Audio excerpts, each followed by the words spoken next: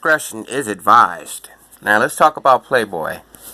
As a 6-year-old, I was roaming around the Playboy Mansion. Everything was just a roller coaster ride. Hardcore drugs, orgies, what I went through has left an imprint on me for the rest of my life. By the time I was 14, I became very close to Hugh Hefner's girlfriend. And that led into my first sexual encounter with a woman. By age 16, I was doing so much blow that I had to have a nose job just so that I could, try to breathe clearly again. I really needed to get out of that house. We're back with Jennifer, who's still struggling with trauma from her days.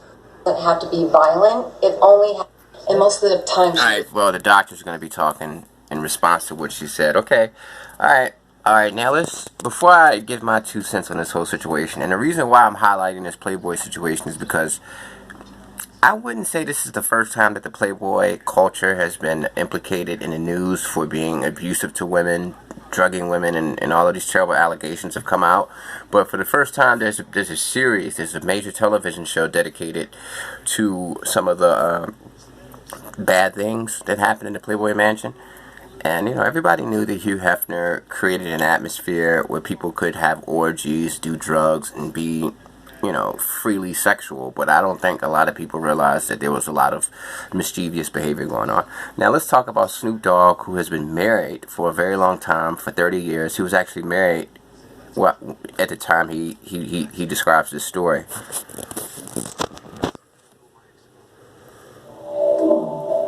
I remember going to a party at the Playboy Mansion. I had on a blue smoker's jacket, Playboy Mansion robe. I had a big old pimp cup, real big, about a half a gallon of champagne. I'm lying right now. I gave the bunnies more than they can handle to this little grotto, and there's a couple of Playboy bunnies in there. And I said, my dick is on the line right now. I gave the bunnies more than they can handle. I gave them a treat. And it wasn't no carrot stick.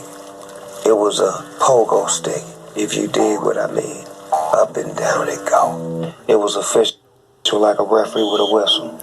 Alright, so Snoop Dogg is basically explaining that he went to the Playboy Mansion, he got high, he got drunk, and he had an orgy with a bunch of Playboy bunnies. But I'm not trying to, make Snoop Dogg look bad, because he was married at this time.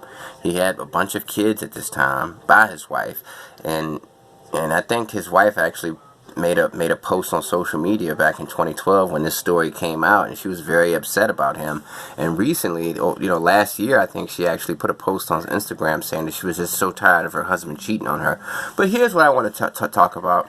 All right, celebrity culture. Everybody knows that celebrity culture is very weird. It can get very weird. Matthew McConaughey, he's a famous actor, and he said in an interview with I forgot who it was with, but he was basically saying that Hollywood has this mentality of playing dress up, and that leads to a lot of weirdness. And he was basically saying that he never actually lived in Hollywood, and he maintained his sanity and his normalcy by avoiding Hollywood. After he finished filming, he would go straight home. He didn't want to raise his kids in that atmosphere because he thought that Hollywood had a demonic energy. And this is why people come up with all of these different conspiracy theories about the celebrity world, because it's so weird. Casual sex, orgies, all of these different things are just, part and parcel for that particular lifestyle. And Hollywood has always been weird like that, going back to the 30s. Back in Clark Gable, Cary Grant's day, there was a lot of, homosexual orgies that were going down back in those days. And I don't know what it is. It's hard for me to really describe this dynamic, but there's always been like a sexual freedom in Hollywood.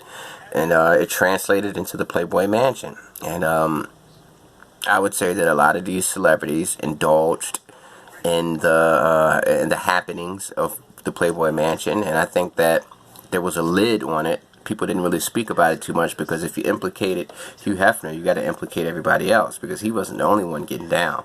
So let's sit back and see what allegations come out. But like I said, I think that they waited until he died to come out with these more scandalous pieces of information, because like I said, if Hugh Hefner was alive and they put him on a stand or really brought the heat down on him, they would have to bring the heat down on several other people, because Snoop Dogg isn't the only one that got down at the mansion. Peace.